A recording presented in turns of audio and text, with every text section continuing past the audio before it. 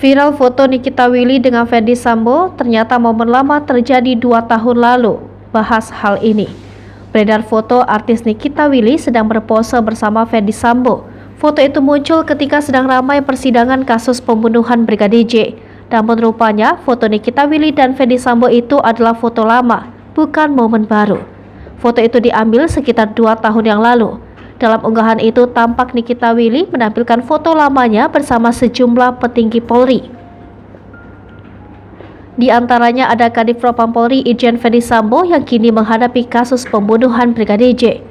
Foto lama aktris Nikita Willy bersama beberapa pejabat Kepolisian Negara Republik Indonesia viral menjadi buah bibir di media sosial. Padahal foto tersebut diunggah Nikita Willy melalui unggahan Instagramnya pada 28 Januari 2020.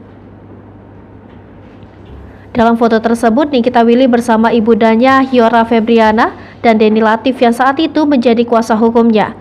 Viralnya foto lama tersebut dikarenakan Nikita Willy satu bingkai dengan Ferdy Sambo yang saat ini tersandung kasus dugaan dalang pembunuhan Brigadir J.